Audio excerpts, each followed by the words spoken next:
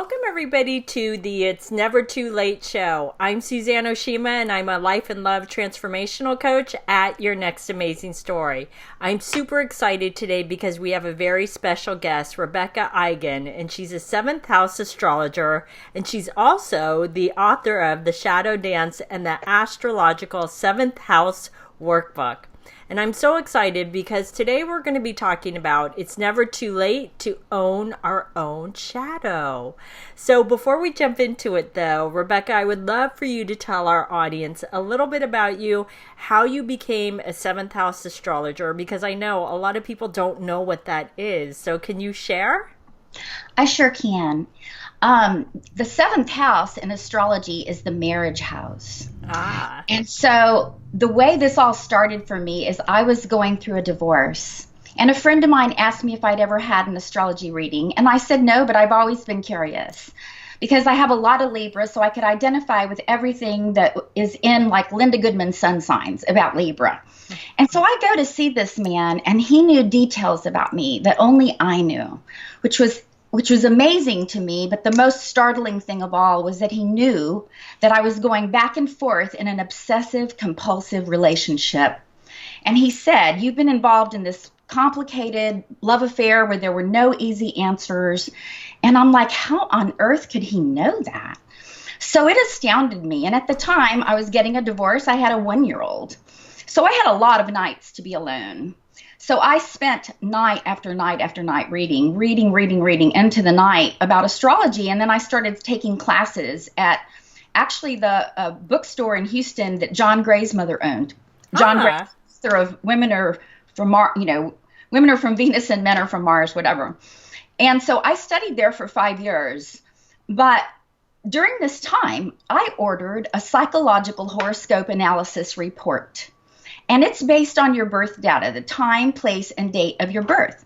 And it's authored by world famous Jungian analyst named Liz Green. She's like the world's most famous astrologer, and she's a Jungian analyst. And so I read this report, and I mean, I underlined the whole thing. It was so amazing. But she also talked about the shadow. I didn't know what that was. And I read it, and I'm like, I'm not like that. So I tossed that aside and just ignored it. Well, 2 years later, I was introduced to some cassette tapes of a Jungian analyst in training who was also an Episcopalian priest by a good friend of mine. And she introduced me to these tapes, and I was listening to this man, and he was really making me think. I mean, I was very into metaphysics at the time and still am, but I was involved in the power of positive thinking and how everything happens for a reason. And I was very identified with my idealistic side. Well, I'm listening to this man, and he was bringing up all these questions for me. So I decided, I think I want to go with you. I want to go with you to see this person in person, this man in person. So I went with her to the Sunday school class, and then we went to the mass, and I sat there staring at this man, and I couldn't stand him. I mean, it was like he was giving me the creeps, and the hair was rising on my arms, and it was like she could feel it. And she said, "Do you want to leave?" And I said, "Yes." So I went home that day, and I obsessed about him. And I've since found out that that's a real sure way to see your shadow is you'll start obsessing about the person. And so I started obsessing about him, and I thought, maybe I should go give him a positive thinking tape or something, because what I saw in him was that he was cynical and depressed.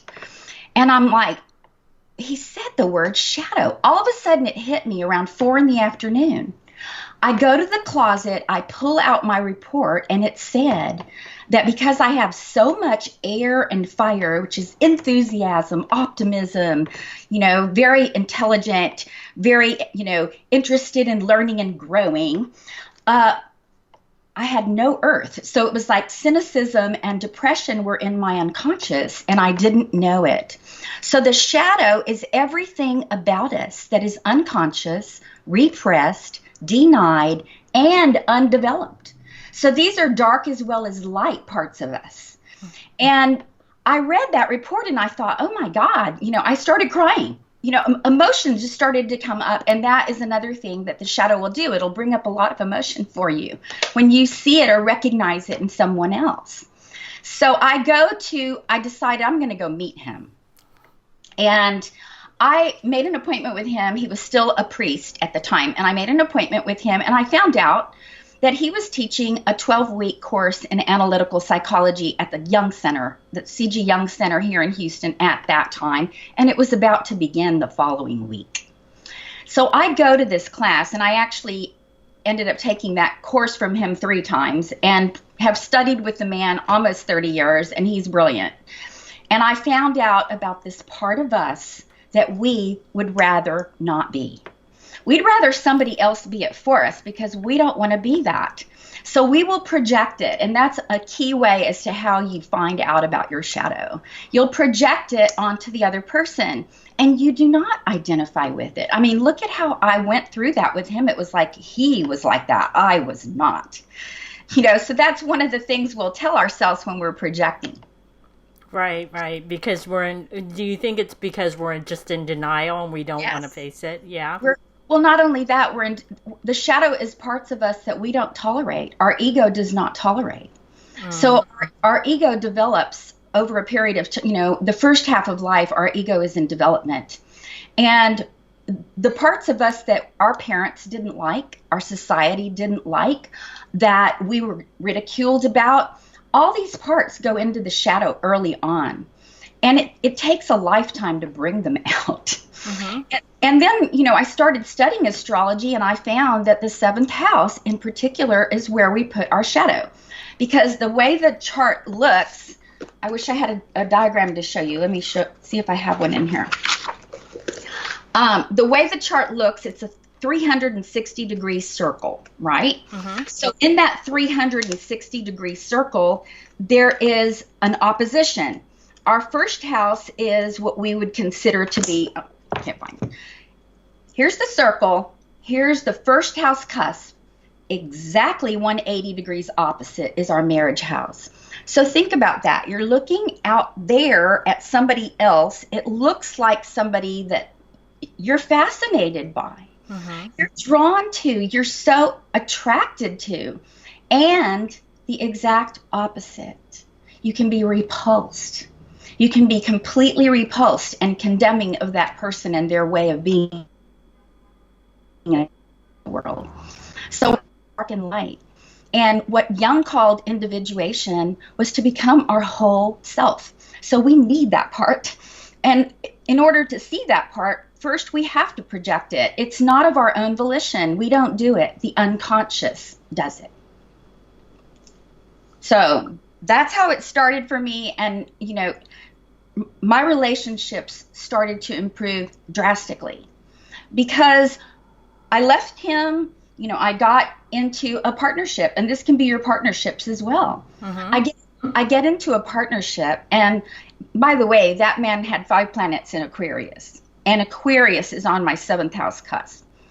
So I leave him, and I get a business partner. She's like my best. I'm also a graphic designer, so she was my best client at Exxon for 13 years. And they fired her. And so she called me and said, we work really well together. I'd love to work with you if that's possible. And I said, absolutely. And we worked great while she was at Exxon. We worked really well together. But within 6 months, she was just like my ex-husband. Within 6 months. And I was the common denominator. So what was remarkable was that we were polarizing. She was one extreme and I was the other extreme, and it was an introvert-extrovert thing. And when she would get angry with me, she would stuff it. She didn't like something that was going on. She wouldn't say anything, but she would do things to get even. And I started to notice it, and we were both studying astrology at the time. And so I sat her down at the table and I said, Trish, we're polarizing. This is what you're doing and this is what I'm doing. If we're going to do anything different here, I want your input. If I'm doing something you don't like, you need to tell me. And if you can't tell me, would you please write it down? And she started to do it. She said, I agree. And you're right. And I will start to be more communicative. She realized she was stuffing a lot of her feelings. Well, the interesting thing was her mother and my father were born the same day, the same year. So our parents are in us. And the second chapter in my book is our parents, our partners, and our seventh house, because we marry our parents. Mm-hmm. And that relationship, it took us probably a year to get our act together and to work with each other and communicate and come to the middle. And that was the answer to it all. I needed to become more like her. She needed to become more like me. She needed to stand up for herself. She needed to voice her views. And what she would do is instead of telling me what she was thinking, she would change everything. And then we'd be at a meeting and we've already agreed on a quote. And we'd get to the meeting and she'd hand me the quote and it would be completely different. Like, why did you do that? So I started questioning these things. And those little idiosyncrasies and things that she would do, she was angry with me. Well, we all have idiosyncrasies and we have to accept each other with our faults and our flaws and our idiosyncrasies and our shadow. And so I have this thing about cloth napkins, and we would have clients over to my house for dinner and I would put cloth napkins. And she would come out there the next time and set the table and she would put paper napkins. So I would go and I would remove them and I would go put cloth napkins. Well, one day she put paper towels. And I thought to myself, you're angry. What are you angry about now? And so the customers left and I said to her, Trish, you're angry with me again. What are you angry about? Why would you put paper towels? I love cloth napkins, especially if we're having company for lunch. And she said, this is all about you. You're so picky. You're just such a perfectionist, blah, blah, blah. And she starts, defending herself. Sometimes when you say something to somebody, they don't want to tell you what's really going on with them. Uh-huh. So she left. She was mad. She left. I'm sitting there that night writing in my journal. She's mad at me. I don't know what it's about this time, but she'll let me know. We'll work through this. I was 100% committed. And that's a really important part of your seventh house. You have to be committed. Uh-huh. To work through the shadow. There's no way to get through the shadow if you don't commit to the other person. So I'm writing this in my journal, and synchronistically, the phone rings and it's her. And she said, you're right, I'm mad at you. I'm like, good. Now we can do something about it. So little by little by little, we started to communicate. And we started to meet each other halfway. Sometimes we would do things her way. Sometimes we would do things my way. We had to learn to compromise. We had to learn to collaborate. We had to learn to share our creativity. And our relationship became beautiful within a year. It took us a year. It wasn't easy. I'm not going to say it's going to happen overnight. Right. So, but it was worth it. So what I'm hearing you say is that our shadow can show up in all relationships, not just romantic relationships. Yes. And it will show up in all your relationships because one after another, men that I would get involved with or that I would be attracted to were Aquarians. Mm-hmm. And so the universe was begging me to integrate that part of me because that's a part of us. Whatever's in the seventh house, whatever planets and archetypes are there, because a planet is just an archetype. It's a symbolic representation of a part of our psyche. For instance, Mars is how we go to war. Mars is how we assert ourselves. Mars is our dynamic part, right? The moon is our emotions. It's our feeling nature. It's our receptivity. So each archetype is in everybody. And that's what an archetype means. It's universal. We all have it. Right. Whatever planets and signs are in your seventh house, you're destined. You're destined to share that with another person, but in an equal and balanced way. Otherwise, it's going to live against you. Right. If you don't own that about yourself, it has to live against you. So how did that experience with that woman help you in your romantic relationships after you discovered what your shadow was? Well, the next relationship that I had, which was pretty long term, was a Leo. and I have Leo rising, so we had a lot in common. We love music. There were so many things we had in common, and we actually started studying Jungian psychology at the same time. He had the moon in Aquarius, and it was exactly on my seventh house cusp, and he's like my best cheerleader and my best friend. And he learned all of this with me because he was so intelligent, and he never formally studied anything, but he could sit there and tell you what Saturn means. He can sit there and tell you. So I've always been attracted to brilliance in men, and also men who are radically independent. They're radically independent. They have to do their own thing. They don't like being bossed around. They don't want you telling them what to do. And I'm the same way. So when you attract somebody who is more your energy and you're sharing it, you're actually discussing it. We had to admit to each other our ambivalence about commitment. Our commitment was to the sexual part of our relationship, but we both were ambivalent about being completely committed as far as marriage. And that's another thing that's super important. It's in my book. The outer planets, Uranus, Pluto, and Neptune, they have to do with universal consciousness. They have to do with universal energies. For instance, Uranus is higher mind, and it's bolts of lightning of intuitions that come in. Neptune, which I have a lot of, is higher love. It's about the love for everyone. And Pluto is higher power. So when somebody has Pluto there, you have to learn to share power with another person. And if you have 2 or 3 of these in the seventh, your relationships are spiritual. They're almost like you're going through spiritual transformations constantly through being with a person. You're actually being asked to evolve at a much deeper level or higher level than a Barbie and Ken marriage house with the 2 kids and the PTA meetings and all that. You're being asked to evolve in a different way. And so what I found was that I had a lot of compassion for his idiosyncrasies, for his uniqueness, and for being his best friend. We are best friends. We've been best friends for 15 years. And currently now, and sometimes he lives with me, and sometimes he moves, and he's right now in North Carolina because his mother needed him. So he's gone to take care of his mother, and he's been there 3 years. But our relationship continues, because that's part of it's not like a relationship. It's different. So when you're studying this information, you find out there's nothing wrong with you. There is nothing wrong with you if your relationships look different from other people. What you want to know is what part of me is a requirement.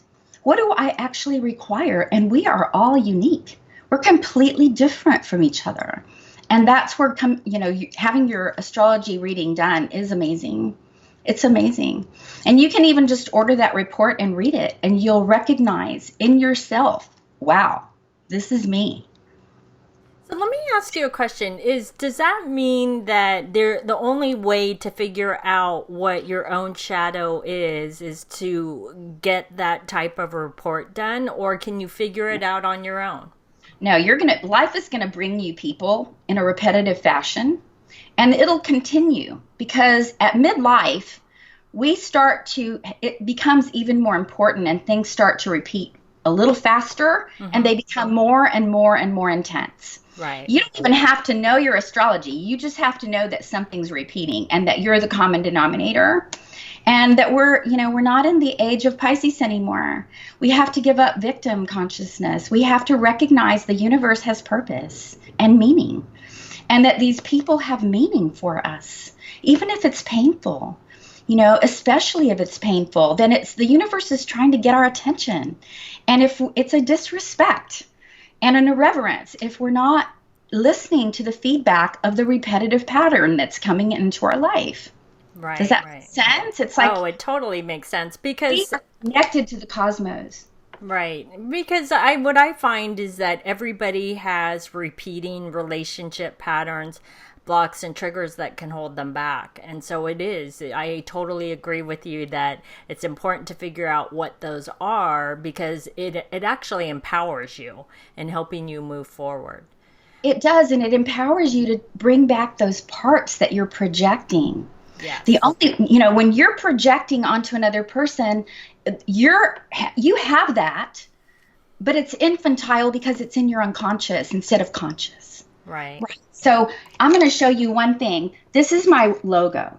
See, the shadow is in front. Mm-hmm. We need to bring our shadows in front so that we can see them. And then the most important thing about the marriage house, the 7th house, it's a house of communication. It's about communication with our significant other and being vulnerable. We all get in relationships and we expect that there's not going to be any trauma, there's not going to be any, battles, it's going to be peace and harmony, but it's not. We're going to work through issues and solve problems together. And, what I tell people now is meet that person halfway. Meet halfway. And if they won't meet you the other half of the way, then walk away as if your life depended on it, because it does. As you are committed to you, as you make that commitment to your wholeness and you recognize the parts of you that got projected and you own them, you're going to attract a different kind of person. We're only going to go through suffering and pain constantly when we are completely unaware and we're a victim.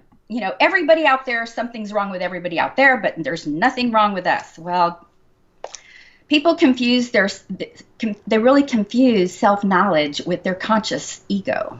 Right. But so much in the unconscious. So the second half of life is about bringing unconscious contents to consciousness. And that is a super important part of Jungian psychology. It's called individuation, becoming our whole self. Right. So, Rebecca, if someone felt like, it's too late for me to do this and figure this out, what would you say to them? I know you have 3 different tips that you can give the ladies to help them turn their life around. Can you share? The first clue is that that you're projecting is when there is a fascination with somebody, or exactly the opposite, or repulsion. But when there's a fascination and you're drawn like a bug to the light, and you get involved with that person, and then you start to polarize because it's inevitable. It's almost inevitable that polarizations are going to occur. So what I say is meet them halfway. Look at what the polarization is. Whatever they're doing, you need to do some of that. Even if you think it's negative. Say you think it's negative for somebody to be tight with money. That's a key thing. Money with relationships. So what if you think they're cheap? They're tight with money. They're ridiculous. I don't want a person like that. Well, when we say it like that, that's our shadow saying, that's our shadow bringing us information, because it's giving us a charge, right? It's giving you a huge charge. So what I do is, what is it that's giving me a huge charge? What is that about me? How would I be able to benefit from incorporating some of that? Where am I out of control with my shopping or with my money spending? Maybe the universe keeps bringing me that person so that I can be a little more frugal. There's always another way to look at that quality if we will get objective and get out of the emotion. So that is a big thing. And then the second thing I want to say to you is trust. Trust the universe. Give yourself hope and trust when you go out there that you're going to be there for you. So as long as you're being there for you, then you're going to have it mirrored back. As long as you're communicating authentically, and that means being vulnerable, then you're going to get it back. The universe always, always has our back. I don't care what it looks like. So you have to have that worldview that it's never too late. And our shadow is drawing us into relationship. Even if we don't want a romantic partner, we'll pick somebody at the office to project our shadow onto. And they'll be so eerily like our mother. right? So this is, it's about bringing all these pieces back home. Our parents, our partners, and our seventh house. We need all those parts. They're part of us. The apple never falls very far from the tree. If you have a child of your own, you know that. So if you didn't like your parents, think about which one you didn't like the most, and then consider that you may need to be more like that parent. Everyone in the audience is having this aha moment. Because we do that. We decide our parent, I can't stand my mother. She's too needy. Right. Well, needy. Think about the word needy. I had a girl come to me. I've taught workshops for a long time. And she was a real strong Aries, and she owned her own business, and she was a psychotherapist. And believe it or not, she dated my ex-husband. Right? And so she came to my shadow workshop, and she said, why do I keep attracting these needy, whiny people? I don't want these whiny, needy people in my office. And I'm like, maybe there's another way to look at that. Maybe that person is willing to bend. Maybe you need to ask for help. Maybe you're seeing them as needy because you're so do it all yourself and you need help, but you're not willing to be vulnerable or needy. And she went, oh my God. She got it. And when I'm doing a consultation with anybody, they get stuff right there in the consultation because it's all about opposites. Think about it. Black, white, hot, cold, up, down, and in relationships, sad, happy, simple, happy, go lucky. All these polarizations are part of our universe. So, that's part of being conscious. Right. So, Rebecca, what's your last tip? So, my last tip is to really identify with the part of you that is good enough, that is deserving, that does want happiness, that deserves happiness, that requires that person meet you halfway, or that they share your maybe your values or your things in common. I think a lot of people get attracted to people that are total opposites and they have nothing in common. And they marry that person because of whatever. And then they're like, I don't even know you. Who are you? Well, identify with the part of you that knows who you are as a woman. Who are you is what you want to know. And that will be reflected back to you when you deserve that. And that's what I want in my life. And it doesn't have to be like everybody else's, where I'm completely unique, like everybody is. And I don't expect anybody to be exactly like me. I want somebody who will complement me, but also we have things in common, and that we will share our life, our friendships, our coworkers, our employees. All of the people that you draw into your life are going to show you your shadow.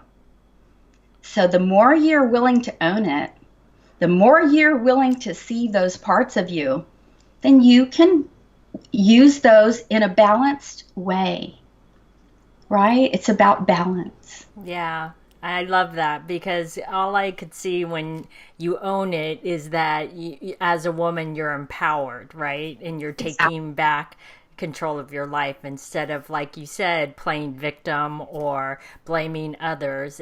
We become responsible for ourselves, right? Yes. In the second half of life, my teacher, Pittman McGehee, he was the Jungian analyst priest, he became my mentor. That's amazing. I'll give you all a statement he said. Two of them actually were my favorites. I alone must become myself, but I cannot become myself alone. Aww. We need the mirror. We need the mirror so we can see the parts of us we don't know. And then the second one is, what kept us alive in the first half of life will keep us from living in the second half of life. Aw, I love that. So, Rebecca, thank you so much for being a part of our show. So can you share with the ladies how they can find you and your amazing book? Yes, my website is shadowdance.com. Mm-hmm. And I am an authorized distributor for Liz Green in the United States. So if you're interested in one of those psychological reports, they're there and they're amazing. Trust me, they're amazing. And my book is there online, and there are lots of YouTubes and things that are free articles that you can read about the shadow to help you understand, wow, this is something that I really actually needed.